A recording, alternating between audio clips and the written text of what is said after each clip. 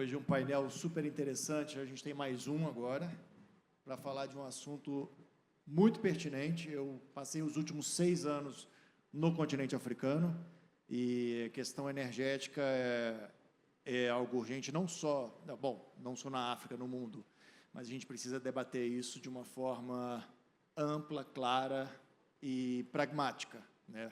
Para ver como é que sai do discurso para ir para a ação. Para esse papo aqui, eu gostaria de convidar o senhor Enio Verri, diretor-geral brasileiro da Itaipu Binacional.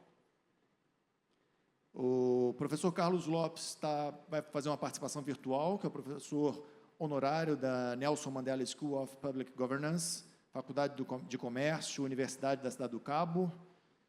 Paulo Gomes, presidente do Conselho Consultivo da Câmara de Comércio África-Sudeste Asiático, por favor, aqui no palco. Vamos falar também com o senhor Radaes Fronchetti Piccoli, gerente-geral de combustíveis renováveis da Petrobras. Senhor Bará Abdelaka, desculpa se eu pronunciei o nome errado. Vamos ver, Bará, Radaes, Paulo Gomes, Carlos Lopes, acho que eu não esqueci de ninguém. Enio Verri. Todos aqui, por favor, podem se sentar. Uma salva de palmas, que esse é um painel de peso. Quando eu fui convidado, eu vi os profissionais que estavam aqui, eu falei, eu não tenho nem roupa para participar desse evento.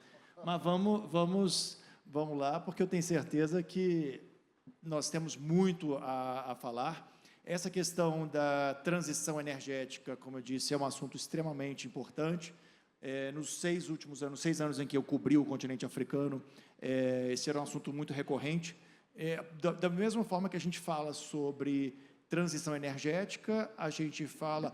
Só uma observação, o senhor está com tradução? O senhor fala português? Não, no português. No, not yet, yes. Are you listening in... Não. Ok, so, eu achei que ele tivesse tradução... ok. Vamos continuar aqui. Como eu disse, quando a gente fala de transição energética, a gente não pode esquecer que a gente está falando também de um continente africano onde centenas de milhões de pessoas ainda não têm acesso ao mínimo de energia, né? Então, mas é algo, eu acho que sempre assim, a gente está trocando a roda do carro com o veículo em movimento. Às vezes tem dia de chuva, mas a gente tem que seguir. E o Brasil ele foi apontado como o 12º país do mundo, né, mais bem preparado para a transição energética. Isso de acordo com o ranking de transição energética, no relatório do Fórum Econômico Mundial, recém-divulgado. Bom, nós temos aí, então, desses 120 países analisados, dos 15 piores, 7 são africanos, né? Nigéria, Senegal, Zimbábue, Botsuana, Moçambique, Tanzânia e República Democrática do Congo. A gente não está aqui para dar lição ao continente africano, e sim a ideia é que seja uma troca, né? Eu acho que as duas partes do Atlântico podem aprender enfim, em eventos como este. E aí eu gostaria de começar com o senhor Enio Verri, perdão. A gente está aqui, o Brasil tem essa posição, se destaca no debate da questão da transição energética, a gente está muito bem posicionado, digamos assim, até referência mundial. Qual que é o principal obstáculo hoje quando a gente fala neste assunto, na questão da transição energética? Bom dia a todos, a todas. Quero cumprimentar os colegas que compõem a nossa mesa. Permitam-me primeiro falar sobre a usina de Itaipu. A usina de Itaipu é a 2ª maior do mundo. Em termos de produção de energia acumulada, ela é a maior, já produziu 3 bilhões de quilowatts-hora, de 84, quando ela começou a produzir, até hoje. E ela representa 10% da energia consumida no Brasil e 75% da energia consumida no Paraguai. Ela tem uma característica muito especial. Ela é uma empresa binacional. A Itaipu, 50% é do governo brasileiro e 50% é do governo paraguaio. Nós temos uma direção absolutamente colegiada. Eu sou o diretor-geral brasileiro, tenho o diretor-geral paraguaio e todas as outras funções. É uma experiência que julgo muito rica, até porque permite provar que a integração que estamos conversando aqui, ela é possível. Um país tão grande quanto o Brasil, associado a um país muito menor como o Paraguai, e temos ótimas relações no dia a dia na construção da empresa. Sobre o que nós podemos trocar de experiência, e a palavra é essa, trocar as experiências, é que nós temos muito em comum no que se refere às características geográficas, culturais, e que nós podemos aprender muito com essa troca. A Itaipu, ela, além de ser uma empresa de produção hidroelétrica, e é uma característica do Brasil. O Brasil é um dos países que tem o maior percentual de produção hidrelétrica na geração de energia. Um outro setor que tem crescido muito no Brasil é o fotovoltaico e o eólico, e isso é importante destacar. Hoje, 40% da energia implantada no Brasil é eólico e fotovoltaico, que é energia limpa e muito barata, além das hidrelétricas. Itaipu tem uma outra característica, que ela é a única que tem um reservatório. Portanto, as outras usam o fluxo dos rios, e agora estamos vivendo uma seca, que é a maior seca dos últimos 70 anos no Brasil. Os rios estão secos, as usinas não estão trabalhando, a Itaipu continua produzindo por conta dessa sua característica. O que nós podemos trabalhar em termos de troca, de contribuição, é exatamente pelas características geográficas da União Africana, dos países da África e também dos países árabes que aqui estão, é exatamente utilizar a energia solar e a energia, que é a fotovoltaica e a eólica, que é o vento. Isso é muito importante, porque o custo é baixo para a sua produção, o custo que o consumidor paga é muito baixo. Só tem um problema, não é uma energia firme. O que quer dizer isso? Quer dizer o seguinte, que quando para de ventar e escurece ou o tempo fecha para a chuva, não tem produção de energia. Portanto, a energia fotovoltaica e eólica, que nós entendemos aqui no Brasil, e nós, Itaipu, que é um grande salto de preço baixo, de qualidade e de acesso à população, porque energia é inclusão social, se não tiver uma alternativa de energia firme, ela não funciona. E aí, sim, o que nós podemos trocar de experiência é o papel da hidroelétrica. A hidroelétrica com uma garantia do que nós poderíamos chamar de preencher o copo. Ou seja, olhando o copo d'água, nós temos uma boa parte do copo produzido pela energia eólica, fotovoltaico, mesmo pela energia a partir de combustível, que nós temos partes do país ainda que utilizam combustível fóssil para a geração de energia. Depois, meu colega da Petrobras poderá dizer isso. Roraima, lá em cima, ainda não está integrado no sistema, mas isso aqui oscila. Quem completa o copo sempre é energia firme, neste caso, em sua maioria, colocado pela hidrelétrica. Nesse sentido, creio que essa experiência acumulada da fotovoltaica, eólica e hidrelétrica pode ser uma contribuição de troca de experiências, de inovação tecnológica, que pode contribuir com os nossos países. Quando a gente fala do continente africano, a referência com o copo meio cheio, meio vazio, ela é importantíssima. Eu acho que é a mais, vamos dizer, significativa, né? Porque a gente tem motivos para reclamar, para criticar, etc. e tal, mas nós temos também esperança para dizer para onde a gente pode apontar e, enfim, torcer para que, entre aspas, o copo encha mais, né? A gente tem essa referência. Inclusive, o continente africano pode ter a maior hidrelétrica do mundo, para quem não sabe, na República do Congo, né? Isso. Paulo, a gente estava conversando sobre isso. Como é que está essa expectativa, enfim, já que a gente está falando de um continente onde, por exemplo, a África do Sul ainda tem 80% da energia da África do Sul, ela vem do carvão. Então, acaba sendo enxugar gelo você ver carro elétrico nas ruas de Joanesburgo, por exemplo, quando você tem ainda uma fonte ainda muito suja. Isso se reproduz em boa parte do continente. Ouso dizer que mais ou menos nesse percentual. Dá para a gente apostar, dá para a gente ser otimista em relação a essa hidrelétrica, que pode ser a maior do mundo, inclusive superando a hidrelétrica chinesa? Sim, obrigado. Eu penso que a questão da transição energética em África vai requerer uma certa tolerância para a utilização do fossil fuel em África, ao mesmo tempo que se faz os esforços para a energia renovável. Infelizmente, o debate que teve lugar durante muito tempo foi pressionar a África dentro de um box, de uma caixa, para fazer o renovável só. Eu penso que a gente precisa de um misto energético, né? Reduzir progressivamente o fossil fuel, o carvão, o heavy fuel, né?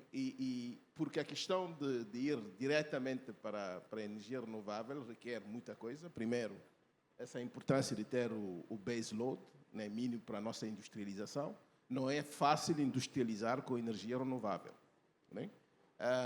Mas há muitos esforços que estão a acontecer. Por exemplo, em países como o Marrocos, nesse momento, há muito investimento na energia solar e há potencial enorme na eólica. Para voltar à questão do INGA, o INGA tem a potencialidade de entre 40 e 70 gigawatts, que seria a maior do mundo, né, no Congo, mas a fatura seria extremamente elevada. É necessário quase 80 bilhões de dólares para fazer isto, e seria um conjunto de 7 pequenas barragens dentro do Rio Congo, né, na boca do Rio Congo. Infelizmente, quando o momentum e a discussão começou sobre isto, havia uma oposição muito forte no país industrializado em relação à hidráulica. O que o Brasil conseguiu fazer com o Paraguai, em África havia toda uma constituency contra a hidráulica.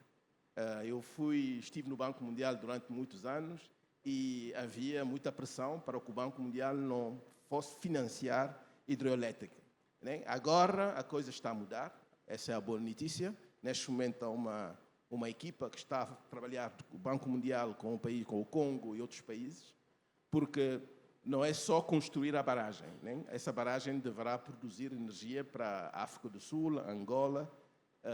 A linha de transmissão seria quase de 2.500 quilómetros para sair do Congo até a África do Sul. Esse projeto tem também um problema de ego, né? Porque aquilo que foi conseguido entre o Paraguai e o Brasil, eu penso que 2 países colocaram o ego ao lado e decidiram fazer uma coisa conjunta. Eu penso que isso vai requerer falar com nossos irmãos do Congo-Kinshasa, porque, no fundo, o sítio da barragem está no Congo, pertence ao Congo, né? E se eles não quiserem fazer isto, a gente pode fazer toda a diplomacia que a gente quer, mas não avança. Então é preciso que haja uma abordagem estratégica com o Congo, Kinshasa. Mais uma vez, a boa notícia é que as instituições internacionais, como o Banco Mundial, já reconhecem que é preciso ter essa barragem, né? A energia do INGA pode dar energia quase para toda a África. Então, aí é que eu vejo também que o papel do Brasil nesse processo, porque isso não pode ser uma estruturação apenas entre o Congo e as instituições multilaterais. Eu penso que é preciso trazer países do Sul, como o Brasil, que serão neutros nesse processo, para mostrar a experiência do Itaipu. É preciso também que não haja essas orientações geopolíticas, né? Eu penso que a China terá um papel importante nisto, porque nesse momento conseguir esses equipamentos para a barragem, em grande medida, a forma de comprá-los de uma forma mais barata seria mais a China, talvez um pouco o Brasil. Então há um espaço aí para uma cooperação internacional para essa barragem, porque produzir energia renovável no Congo pode também permitir reduzir a deforestação, porque essa deforestação da África Central, com o aumento da população, nesse momento o Congo é quase 100 milhões de habitantes e vai dobrar, e outros países também. Então, se não houver com urbanização, energia renovável, a população vai cortar árvores e isso vai afetar toda a humanidade. Então, eu penso que há um posicionamento de global public good dessa barragem, e seria bom trazer um ator neutro como o Brasil no processo da estruturação dessa barragem, que eu penso pode ter um impacto extremamente positivo, não só para o Congo, mas para toda a África Central. O G20 pode ser, inclusive, uma ótima oportunidade para isso. Pode. Vou tentar falar aqui com o professor Carlos Lopes. Professor, você está me ouvindo? Tudo bem? Primeira pergunta, onde é que o senhor está nesse mundo?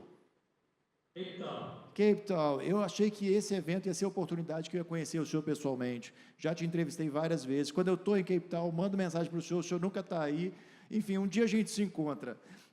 Professor, é sempre um prazer falar com o senhor. Quando eu soube desse painel, me lembrei logo do seu livro, né, Mudança Estrutural em África, e o senhor fala muito dessa questão de percepções deturpadas, necessidades de novas narrativas no continente, enfim. Dá para a gente, pegando aqui com o gancho do que o Paulo disse, dá para a gente falar de um modelo de desenvolvimento sustentável num continente complexo e dinâmico, vamos dizer assim, como o continente africano? É preciso que as pessoas entendam que a África foi, durante bastante tempo, vítima de uma visão económica em que a interpretação da teoria das vantagens comparativas fazia com que se visse a África sempre em termos de vantagens comparativas, em termos de recursos minerais, fundamentalmente, mas de commodities em geral. Isso levou a que 80% das exportações africanas sejam commodity, e que isso seja um pouco a continuidade do modelo colonial, onde havia, de facto, uma tendência para o extrativo e que continua a marcar a estrutura económica. Se nós quisermos mudar, vai ser necessário reconhecer que, devido a essa exploração dos recursos da África, foi possível desenvolver industrialmente as partes do globo. Essas partes do globo desenvolveram-se, tiveram crescimento, estão com níveis de vida suficientes, mas contraíram duas dívidas. Contraíram, primeiro, uma dívida em relação ao planeta.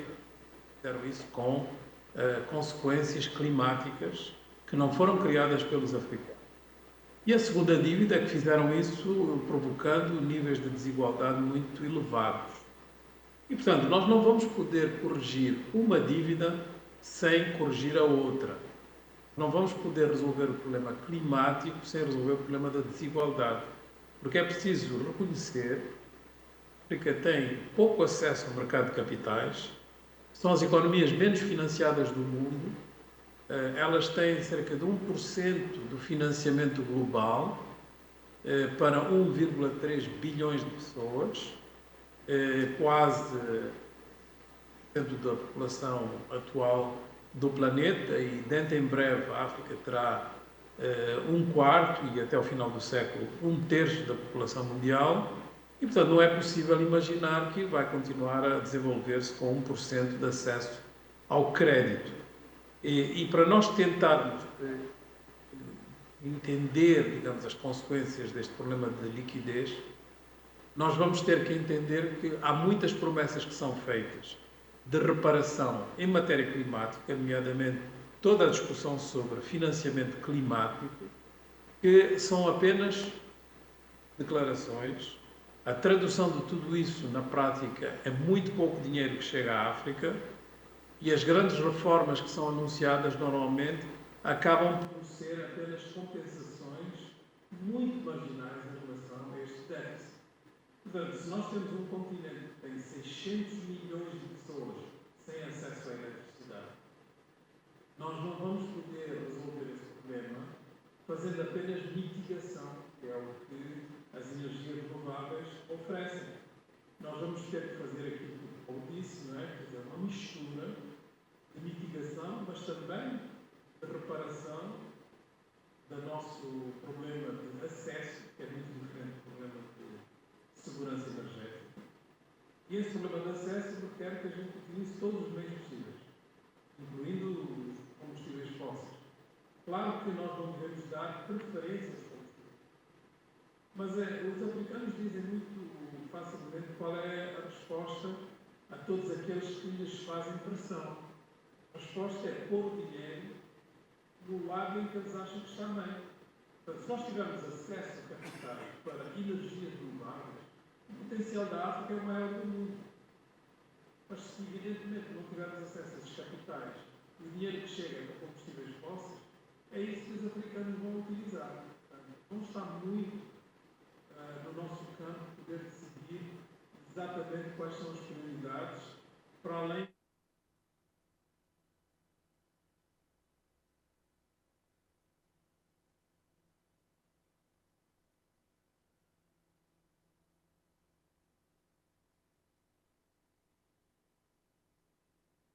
mas poderia-se resolver isso rapidamente com acesso a muito capital que permitisse investirem na transição para energias renováveis. Mas um grande programa que foi posto pelo governo junto dos parceiros internacionais conseguiu mobilizar cerca de 8,6 bilhões de dólares em promessas ainda não desembolsados, o que é ridículo em relação ao que esse programa antecipava como necessidades, que são 73 bilhões de dólares.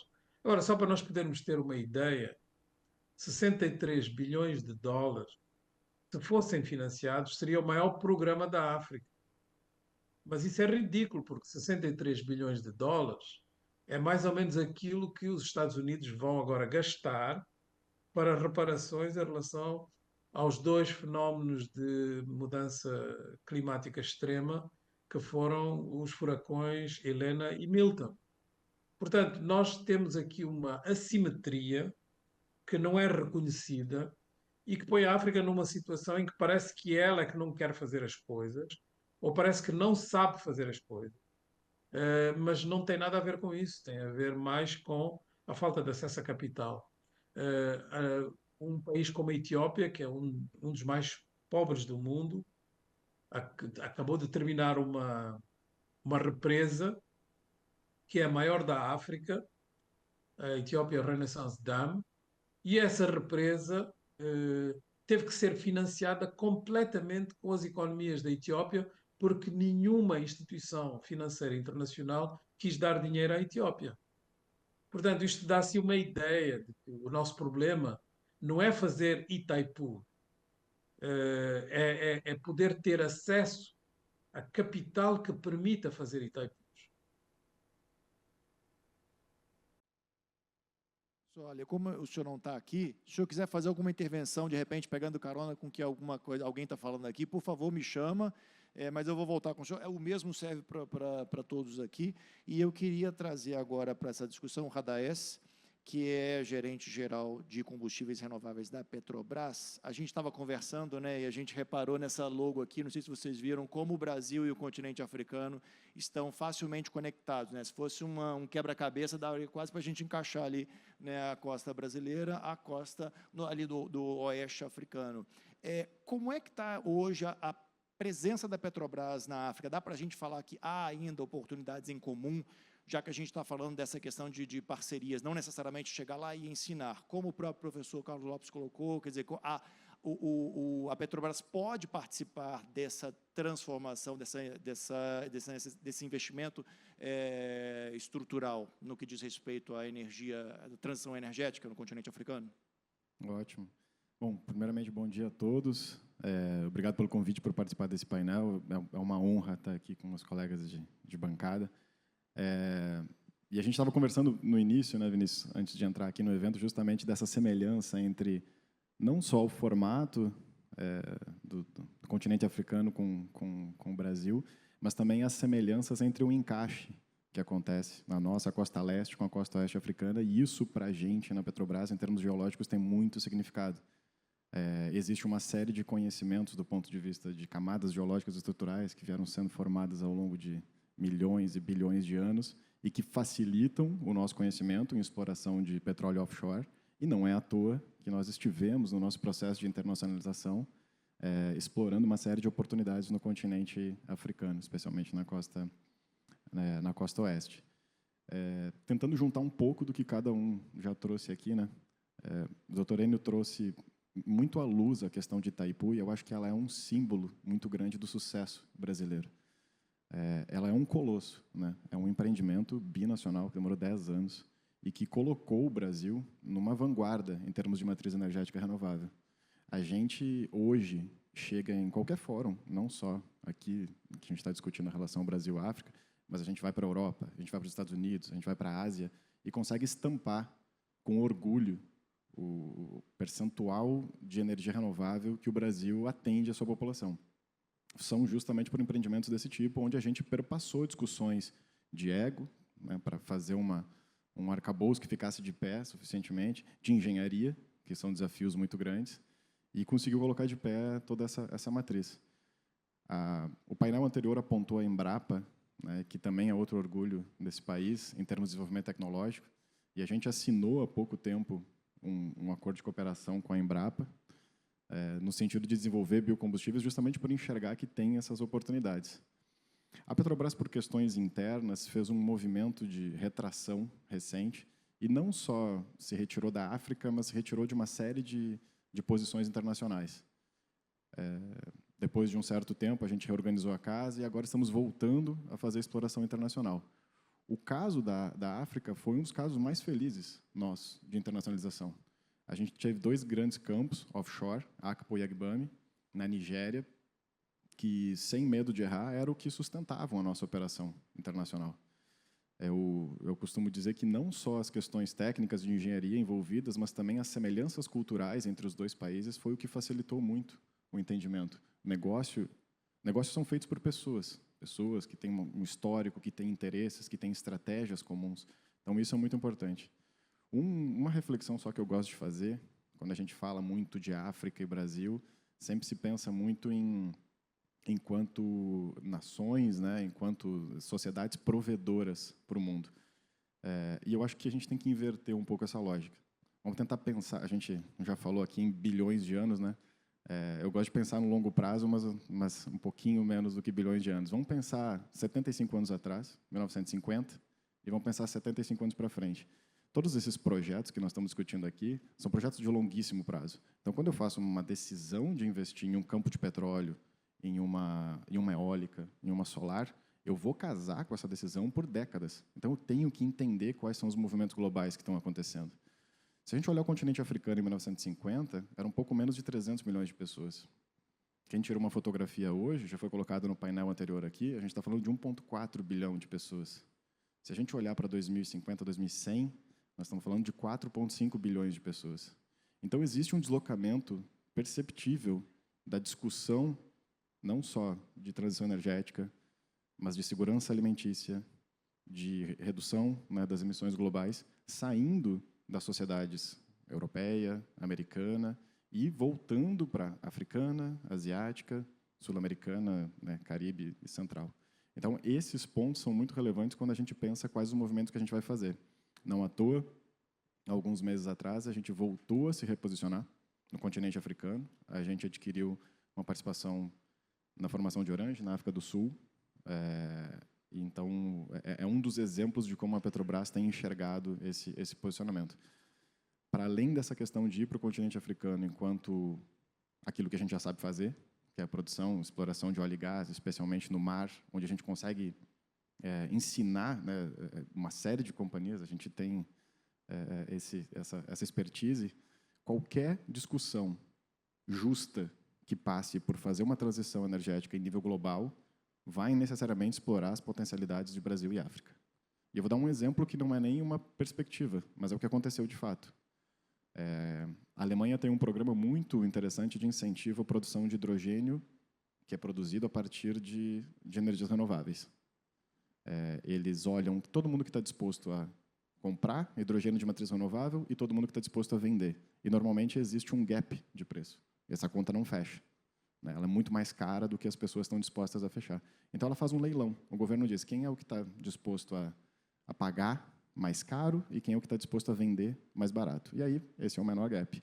Quem ganhou na Alemanha, agora, há 6 meses atrás foi anunciado, foi um projeto egípcio.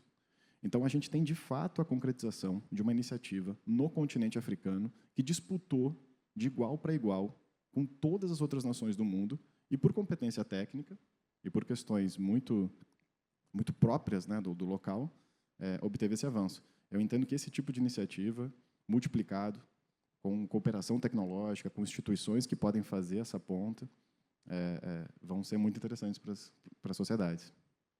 Muito obrigado. Barra Adlaka, não é isso? Pronunciei corretamente. Can you understand me? Yes, ok. Bom, agora você pode me ouvir e me entender. Eu vou falar português, então você vai estar ouvindo aí. Você é diretor da UTAN, né, que pertence ao grupo UTAN, que é um grupo especializado em EPC para cooperação, cogeração de energia, etanol e açúcar, O senhor é o único que não é brasileiro aqui do palco, né, que nós estamos aqui, mas como é que, enfim, é o seu ramo, o que o senhor enxerga de potencial, de oportunidade no mercado brasileiro, dentro da indústria de açúcar, etanol e energia?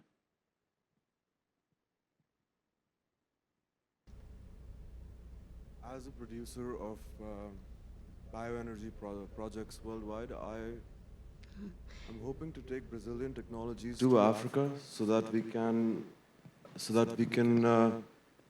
further strengthen and learn from the mistakes that Brazil has made and the expertise that Brazil has. Poder fortalecer a nossa indústria, e isso pode ser projetos de etanol, biomassa, e quando nós olhamos para os investimentos em energias renováveis na África, grande parte disso vai ser hidroelétrica e energia solar, eólica também, mas temos também a biomassa, que pode ser usada para gerar bioenergia com os resíduos da agricultura. É uma pequena porcentagem da matriz energética, mas isso também ajuda com a eletrificação e também ajuda. Isso também pode ser usado para outros projetos bem significativos. No desenvolvimento desses projetos, o meu plano é levar o melhor dos equipamentos da tecnologia brasileira para a África, para que possa ser usado juntamente com o design brasileiro e europeu para garantir que os países africanos tenham esses projetos de ponta. Nós temos 200 hectares de terra na Nigéria e o Brasil, com o BNDES, já nos cedido 1,2 bilhões de dólares de crédito para o desenvolvimento desses projetos. Então, o Brasil já está ajudando bastante a África. No desenvolvimento desse projeto, é muito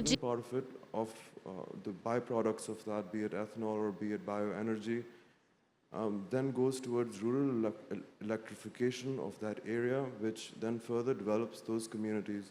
And I think this is really important, and I'm very happy and proud of the initiative that Brazil is taking in changing the energy matrix in Africa. Thank you very much. Eu vou voltar, nós temos, acredito que, tempo para mais uma pergunta para cada um. Enio, o senhor fez até parte do grupo de trabalho aí que discute esse assunto no G20, né, que nós teremos aqui em novembro. Esteve também agora na sede das organizações da Organização das Nações Unidas, enfim, tratando de assuntos extremamente relevantes com esse debate. E nós tocamos aqui na questão de cooperação, tem a questão da hidrelétrica do Congo, tem a represa lá que envolve Etiópia, Egito, enfim. Como é que a Itaipu Binacional pode participar deste processo, deste diálogo? É com dinheiro, é com tecnologia? Como pode fazer para a gente juntar e conectar essas duas partes, por exemplo? Como já foi citado, a experiência do Brasil, acho que foi o meu colega Paulo que disse, é uma experiência inédita. Normalmente a água é motivo de guerra. Tanto que o Banco Mundial tem convidado técnicos de Itaipu, técnicos de carreira, a dar palestras em vários países do mundo que têm a questão do conflito, mostrando que é possível você ter uma solução de conflito a partir da água, e não a existência do conflito pela existência da água. Então, isso nós temos contribuído bastante. Um outro fato importante é que nós não podemos financiar, a Itaipu é subordinada ao governo. O que nós podemos fazer é parcerias para tocar tecnologias. Isso a gente pode, estamos à disposição. Se me permite, vou tentar ser muito rápido. Nós tínhamos uma região próxima de Itaipu que tinha um grande problema. Ali é uma região que se cria muitos porcos, a suinicultura é muito forte ali. E os produtores jogavam a carcaça dos porcos nos rios. Aí o Instituto Brasileiro chamado IBAMA, que fiscaliza a questão ambiental, começou a multar esses produtores. Através de um convênio da Unido, também com a Itaipu, nós desenvolvemos um projeto de biogás. Então, a partir da carcaça dos porcos, começou-se a produzir o gás. Ou seja, hoje, eliminamos o problema ambiental e 1.500 famílias recebem energia a partir do biogás. Isso, por exemplo, é uma tecnologia desenvolvida, pública, podemos trocar. A produção de biomassa e biogás na África é muito grande e nós podemos contribuir nesse sentido. Claro que eu estou dando um exemplo pequeno, porque eu concordo com o que o professor Carlos e o Paulo também disseram, e eu discuti isso no 11º encontro, esse é o 12º. Potencial é gigantesco da África. O problema é quem é que financia o desenvolvimento. Esse é o grande desafio a ser colocado. E na Assembleia Geral da ONU, a gente notou uma coisa. Os países, vou aqui dar um nome, não sei se é o correto, os países pobres faziam uma análise da crise climática e da necessidade da transição energética. A leitura dos países pobres é exatamente a dos países ricos, sobre a crise e a necessidade da transição. Só que os países pobres colocam esse problema e colocam o seguinte, mas quem paga? Os países ricos não tocam nesse assunto. Então, nós temos um consenso da importância e da necessidade, mas quem tem que contribuir está se esquivando. O desafio que nós temos que discutir, e o G20, o presidente Lula tem um papel estratégico, e lembrando que a presidência do G20 será da África do Sul, o ano que vem, é um momento ímpar da gente aprofundar isso. Ou seja, esse trabalho contra a fome, e tem um debate importante que o professor Carlos colocou. Eu também me aposentei, era professor de economia. Então, a gente sempre discutia distribuição de renda, inflação, concentração de riquezas, e via a questão ambiental lá embaixo, e falava, olha, um dia a gente vai ter que discutir isso. Chegou. Não dá mais para transferir não dá para separar assim em quadradinhos. Distribuição de renda, inflação, crescimento, questão climática. É uma coisa só. Portanto, para se pensar o desenvolvimento da África, é preciso, e aquilo que o presidente Lula defende, um fundo global. É preciso um fundo global, é preciso que o mundo olhe que a transição se impõe. Claro que alguns países, como o Brasil, a proposta que eu já citei, e a Petrobras está fazendo isso, o petróleo financiando a transição energética. Aliás, a Petrobras faz isso com muita competência, né? Então, hoje, no Brasil, é que também não dá para comparar o tamanho da Petrobras com as dificuldades dos outros países, nem quero fazer a comparação. Mas temos que ver se a produção do carvão, temos que ver que outras produções que nós temos de energia não pode contribuir na transição, só que ela só não resolve. Então, nesse sentido, até para não tomar muito tempo, eu coloco a Itaipu à disposição para trocar essas tecnologias do biogás. A primeira planta industrial no Brasil de produção do SAF via biogás é de Itaipu, está lá implantada. Então, nós temos muita coisa que nós colocamos à disposição para trocar experiências, para mostrar o que fazemos e para que a gente possa, a partir daí, através do Ministério de Relações Exteriores e do Ministério de Minas e Energia, do qual somos relacionados, estamos à disposição para aquilo que julgarem necessário. Mas eu volto a insistir da importância que o presidente Lula tem dado, principalmente como presidente do G20, nesse momento, sobre o financiamento dessa crise climática que nós vivemos e a importância de aproveitarmos o BRICS, que já é o ano que vem, e a COP30, que é a pauta do mundo, para que a gente possa avançar na construção desse fundo. Rapidamente era isso. Isso. Olha, Sr. Paulo, há um esforço global quando a gente fala de descarbonização da indústria pesada. E aí a gente tem, por exemplo, a União Europeia tentando forçar isso, impondo tributação, enfim. O senhor concorda com esse tipo de medida ou o senhor acha que a gente tem que discutir esse tipo de situação aqui no sul global? Tem uma frase que eu gosto muito, eu ouvia muito quando eu morava na Etiópia, né? Soluções africanas para problemas africanos. Acha que essa discussão deve ficar aqui? Eu vou até incluir o Brasil aqui também, enfim, nesse pacote, ou o senhor acha que esse tipo de medida, como as ações adotadas pela União Europeia, por exemplo, são necessárias? Sim, se olhar o caso dessa imposição das taxas adicionais que a Europa está a colocar em relação a algumas produções, você tem o caso do cacau, onde a União Europeia, penso, há 2 anos, decidiu que ia taxar mais, digamos, a produção que vinha dos países africanos, porque havia problemática de deflorestação. Né? Isso é exatamente coisas que não se pode admitir. Agora, ultimamente decidiram que iam adiar a decisão, mas esse comportamento unilateral e, às vezes, arrogante nesse contexto mundial. Os países africanos fizeram um enorme esforço para reformar a cadeia de valor do cacau. Né? Éramos acusados de utilizar crianças na produção. Né? Era ignorar alguns aspectos culturais dos nossos países em relação aos pequenos produtores. Né? Por exemplo, os produtores de cacau, a plantação média de cacau em África são 2, 3 hectares. São pequenos agricultores com a família. Né? E então, traduzir isto como escravidão, utilizar crianças para isso, é não conhecer a realidade desses países. Mas, pondo isso ao lado, eu penso, ao falar dessa questão da agenda internacional, o nosso grande problema na agenda internacional é a falta de execução. Eu como Carlos, estivemos no sistema internacional durante muitos anos, todas as estratégias foram mapeadas, em grande medida. O grande problema é a execução das coisas. E aí é que eu penso que o aspecto um pouco pragmático do Brasil podia ser útil. Eu acredito muito nessa internacionalização das empresas brasileiras, né? Para criar companhias conjuntas com alguns africanos para reduzir o risco operacional de alguns empreendimentos. Eu vou dar um exemplo.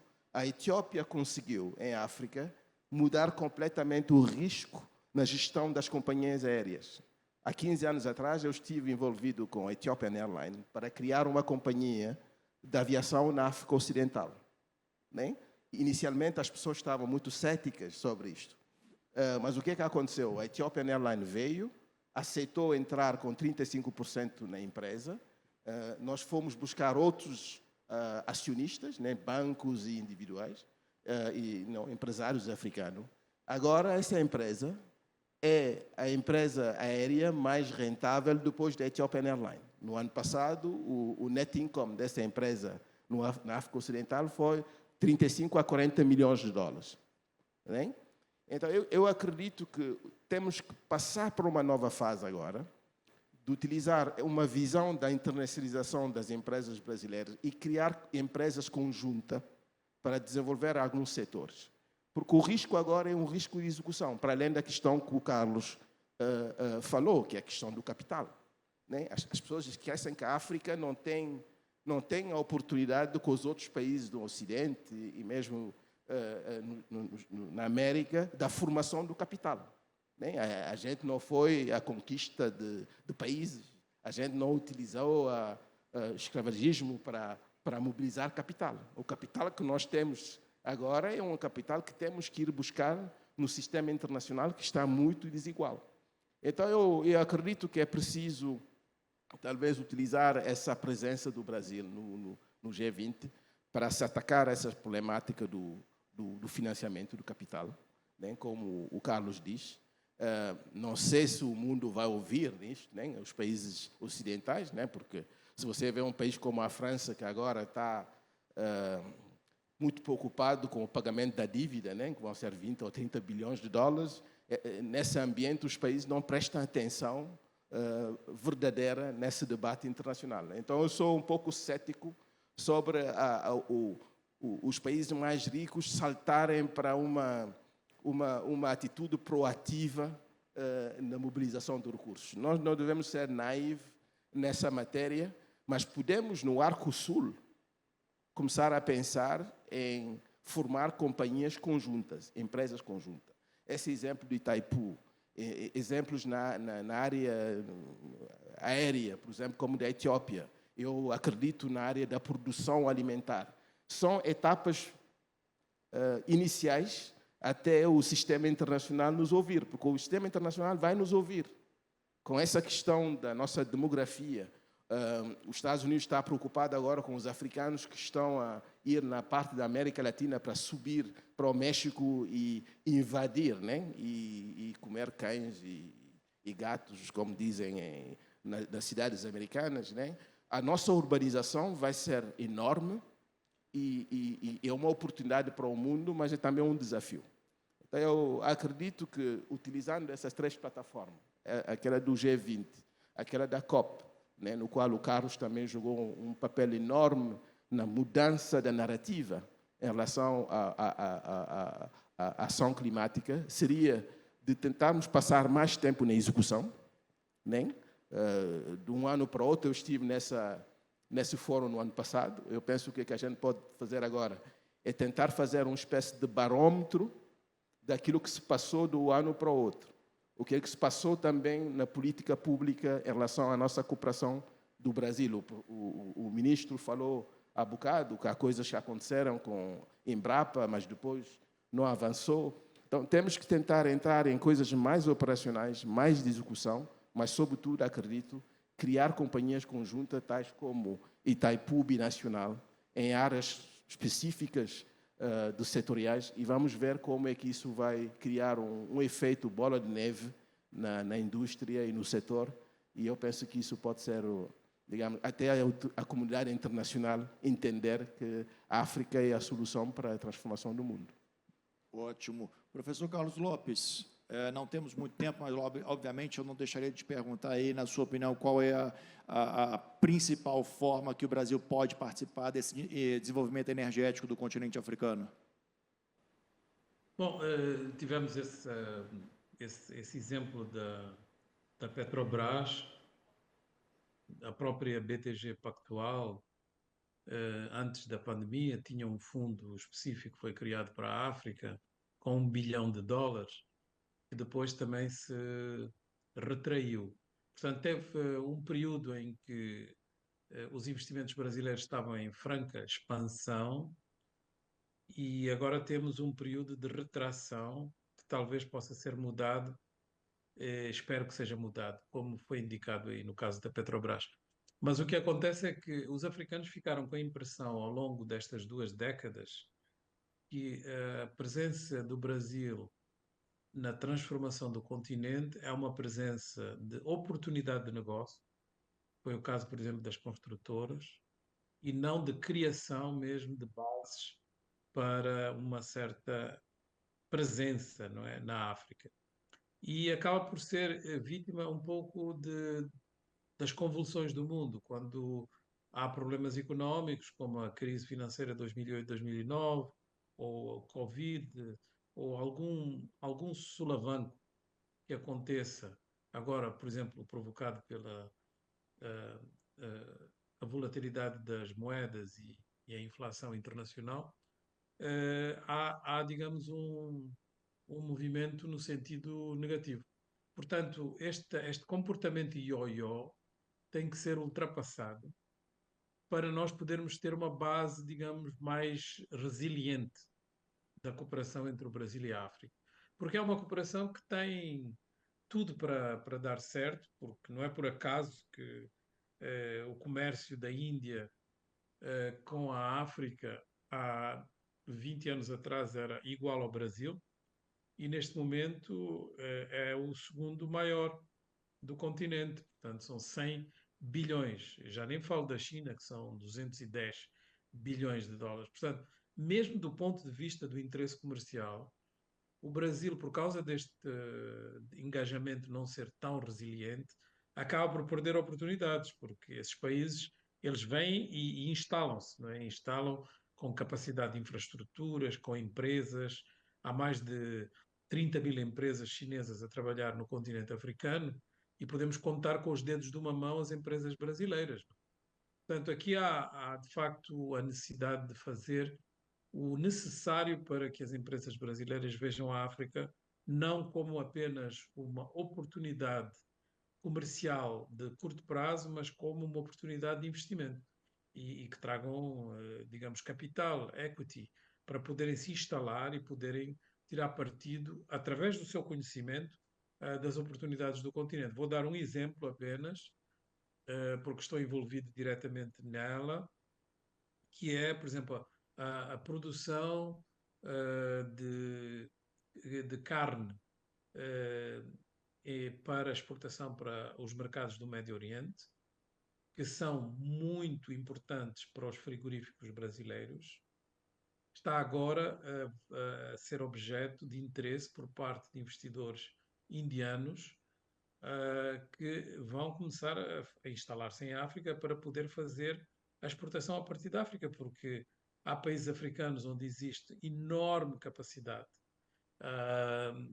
de poder processar carne e não faz sentido contar só apenas com os frigoríficos brasileiros produzi-la no Brasil, até com custos climáticos bastante elevados, porque uma boa parte do gado bovino africano é de zonas áridas e, portanto, não é natural, não é? Portanto, não tem a vantagem de ter a etiqueta bio automática, não é através de pasto, digamos, artificializado. Portanto, nós podíamos ir aí com uma lista enorme de oportunidades. E, claro, no domínio energético, ainda mais. O Brasil teve aí algumas tentativas de introduzir biocombustíveis, mas não foi muito longe, porque não era acompanhado de capital, era apenas, digamos, assistência técnica, ideias, mas as ideias há muitas. É preciso capital para poder levar, digamos, os incentivos diretamente à produção. Último assunto, vou estourar um pouquinho o tempo aqui, mas acho que é o mesmo assunto que os nossos dois panelistas aqui palestrantes têm em comum, Bahra e o Radaes. Eu queria falar sobre o setor de aviação, que tem um peso significativo na emissão de CO2. Dá para a gente explorar mais a questão do combustível sustentável de aviação? A gente tem aqui agora no Brasil lei do combustível do futuro, essa discussão sobre biorefino, enfim, a Índia, um grande mercado consumidor do combustível de aviação. Dá para a gente falar sobre aumentar isso? É ambientalmente mais vantajoso, mas é mais caro para as companhias aéreas, né? Como é que a gente pode viabilizar mais esse combustível sustentável de aviação? É um ótimo ponto. Bom, chegando perto do horário do almoço, vamos ser bem pragmáticos, como o Paulo disse aqui. Eu gostei muito de uma referência que o professor Roberto trouxe no painel anterior. Ele citou 3 vetores, né? Ele citou ciência, citou empreendedorismo e política pública. Então, esses são os 3 vetores que a gente está utilizando para aplicar em mercados que existem, de fato, e esse do combustível de aviação, a gente está vendo que é um dos pontas de lança que vão permitir com que a gente tenha essa inserção. A tecnologia, ela existe, ela está disponível. E a gente já tem esse domínio há quase 100 anos. Quimicamente, você consegue fazer todos esses pontos. O importante é a gente posicionar os países numa discussão muito franca. A gente colocou aqui antes a questão da discussão com a Europa, com os Estados Unidos, a questão dos fluxos migratórios, e a gente percebe isso na prática, né? As máscaras caindo. A gente teve uma discussão durante 10 anos, quem é de diplomacia sabe bem disso, na relação Mercosul com a Europa. E é o primeiro sinal de revoltas de agricultores franceses, todo um acordo que vinha sendo construído ao longo de muito tempo ruiu. Vamos falar em vantagens competitivas? Ali nós teremos uma vantagem competitiva. Então, o continente, o Brasil, no caso, o continente sul-americano, o africano, pode se posicionar desse tipo, mas é preciso que a gente tenha discussões francas, pragmáticas e que evoluam. O que a gente tem feito na Petrobras é muito, sim, para ajudar, né, problemas globais e soluções globais, mas é também por uma questão de sobrevivência nossa. A gente só vai enxergar essa população lá em 2100 se nós tivermos ainda população em 2100. Então, esse esforço global, coletivo, sincero que as nações têm que fazer passa por explorar essas soluções. O SAF, o combustível de aviação, é uma delas. A gente tem um exemplo muito claro de política pública sendo desenvolvida no Brasil, a Lei Combustível do Futuro é uma delas, mas tem uma bagagem enorme. Biogás e biometano, uma oportunidade gigantesca que Brasil e África podem ter, Índia também. Então, é mais ou menos a costura em cima de todas essas oportunidades, com posicionamento nesses 3 vetores, é o que a gente imagina que vai fazer a gente evoluir, não só no Brasil, mas no mundo. Bahra, como é que a gente pode aumentar essa produção aí de combustível sustentável de aviação, na sua opinião? I think the developed countries will have to take a lead in because the initial costs of production are higher than regular fuel, and going forward, as the unit economics become better for sustainable aviation fuel, then we can introduce this in a big way in the African economy, because we have to do it in a phased-wise rollout. What is the need of Africa today? Is it sustainable aviation fuel, or is it electrification for homes? So it is definitely a good idea, and that is the future. It's biogas, sustainable aviation fuel, green hydrogen. But we have to look at it from the lens of Africa, not of the lens of a developed country looking at Africa saying, this is what we're doing, so this is what you should do as well. So it is definitely the right way going forward in the future, but we have to first start addressing the needs of what the continent of Africa needs. So from what the professor mentioned, financing is an extremely important aspect, and this is an area where India, Brazil, and a lot of countries can come together to further push the goals of the African Union for sustainable energy targets and the current installed capacity and the capacity that's coming in every year. We'll need 3 times more the investment on a year-on-year basis in order to meet those goals. So I'm hoping to take the chance in this forum to further reiterate that we need more money coming into Africa to develop these projects. É uma grande oportunidade. Muito obrigado a todos. Muito obrigado a todos. Acho que está todo mundo com fome aí. Esse é um sinal, sinal que o almoço já está sendo servido. Professor Carlos, muito obrigado. A gente se encontra pelo mundo um dia, se Deus quiser. Meus caros, obrigado. Obrigado, pessoal. Carol, com você. Muito obrigada a todos.